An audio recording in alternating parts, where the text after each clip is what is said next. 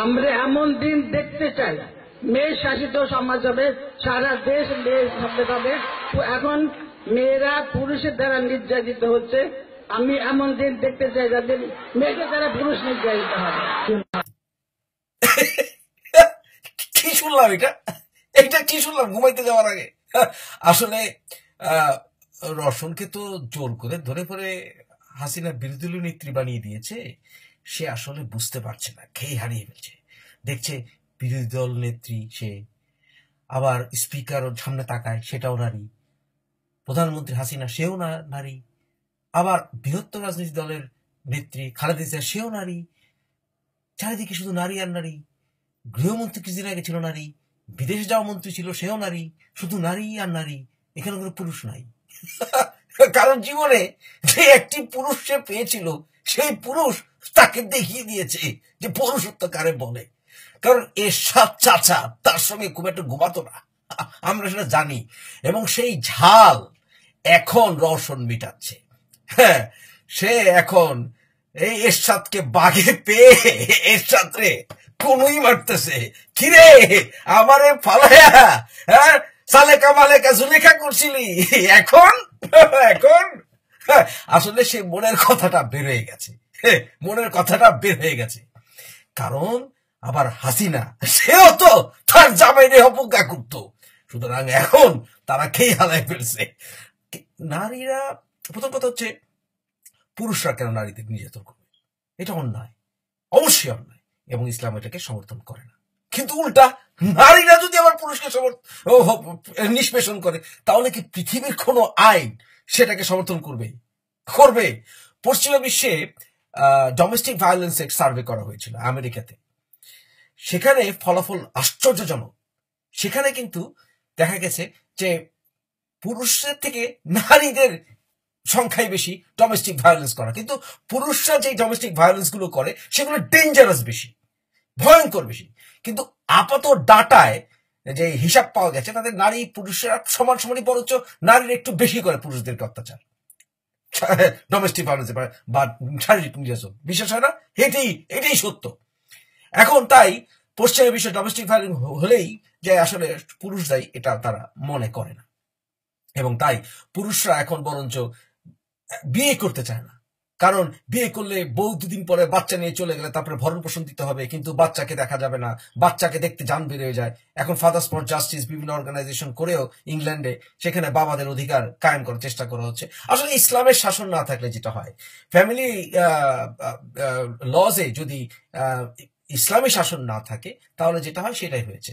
এখানে আমাদের ইসলামে আল্লাহ যে আইন করে দিয়েছেন ফ্যামিলি লতে, সেখানে নারী এবং পুরুষের এমন ভাবে অধিকার বন্টন করে দিয়েছেন, সন্তানদের লালন পালন থেকে শুরু করে নির্দিষ্ট বয়স পর্যন্ত মা, তারপরে বাবা, তারপরে ডিভোর্স হয়ে গেল কিভাবে স্ত্রীকে ভরণ পোষণ দিতে হবে, দেনমোহরা দিতে হবে, তারপরে কিভাবে স্বামীর প্রতি তার কর্তব্য রয়ে গেছে, সবকিছু যে ব্যালেন্স আছে, এটা আসলে এর থেকে সামান্য 19-20 করলে এরকম ঘটনা ঘটবেই। তাই পশ্চিমে সামাজিকভাবে এবং পারিবারিকভাবে হতাশা চলছে। পশ্চিমে 40% মতো নারীরা ডিপ্রেসড। জানতেন কি? ডিপ্রেসড।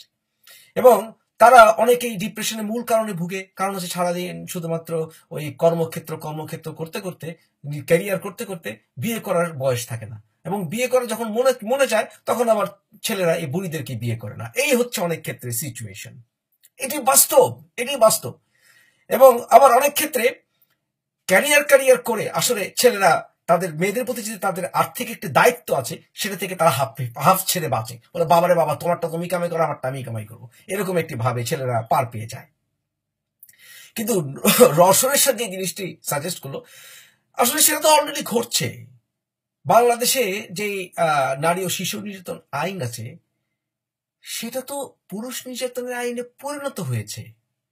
আমার জানা মতে, আমি একজন আইনজীবী, আমার জানা মতে বাংলাদেশে প্রচুর আমি কেস শুনছি যেখানে কিনা পুরুষরা নির্যাতিত হচ্ছে। কিছু হলেই পুরুষদেরকে ভয় দেখানো হয়। কারণ ভদ্র পুরুষের সংখ্যাই তো বেশি, তাই না? ভদ্র পুরুষের সংখ্যা যদি বেশি না হতো, নারীদের কোনো অধিকার বলতে কিছু থাকতোই না। নারীরা মাথা তুলে দাঁড়াতে পারবে যদি পুরুষরা কালকে থেকে সমস্ত বিশ্বের পুরুষরা বলা শুরু করে যে আমরা আজকে থেকে 500 বছর আগের মতো নারীদের পেটাবো, নারীদের আবার কিসের অধিকার? এই কথা যদি পুরুষরা বলা শুরু করে, নারীদের কোন অধিকার থাকবে বাংলাদেশে? থাকবে? থাকবে না। সুতরাং বেশিরভাগ পুরুষই ভদ্র, বেশিরভাগ পুরুষই মানবিক, বেশিরভাগ পুরুষই নারী পুরুষ মিলেমিশে বসবাস করবে, এটাই চায়। সংসারের সুখ স্বাচ্ছন্দ্য চায়, স্ত্রীকে অধিকার দিতে চায়, মিলেমিশে সংসার করতে চায়, তাই না? কিন্তু আমার জানা মতে অনেক ভদ্র পুরুষরাই বউদের খাচ্ছে খাচ্ছে খাচ্ছে, কারণ লজ্জা তারা বাইরে বলে না যে স্বামী হয়ে হাজবেন্ড স্ত্রীর কাছে চড়থাপ্পড় খাচ্ছে রেগুলার বাংলাদেশে। জি ভাই, খাচ্ছে, বহুত কেস আছে আমার কাছে।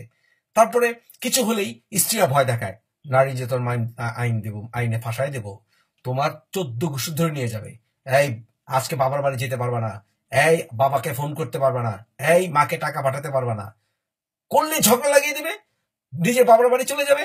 তখন মেয়ের বাবার বাড়ি শুদ্ধ ছেলের পিছনে লেগে যাবে কিভাবে ছেলের 14 গোষ্ঠীকে নারী নির্যাতনের আইনে ফাঁসানো যায়।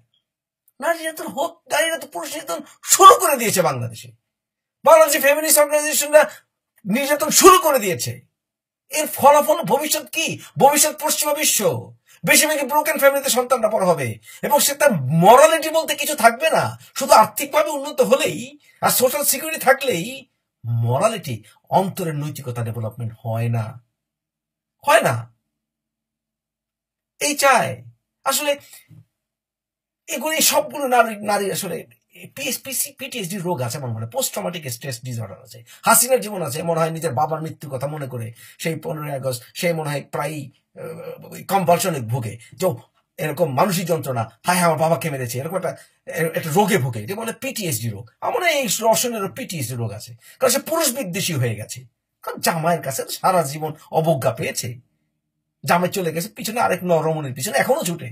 সুতরাং সে পুরুষ মানেই তো আসলে আবার এরশাদ তাকে ছাড়েও নি, সুতরাং সে পুরুষ মানেই তার কাছে হচ্ছে এরশাদ। আরে ভাই, আপনার জামাই যদি রড মাস্টার হয়ে থাকে তাহলে পৃথিবীর সবাই কি রড মাস্টার নাকি?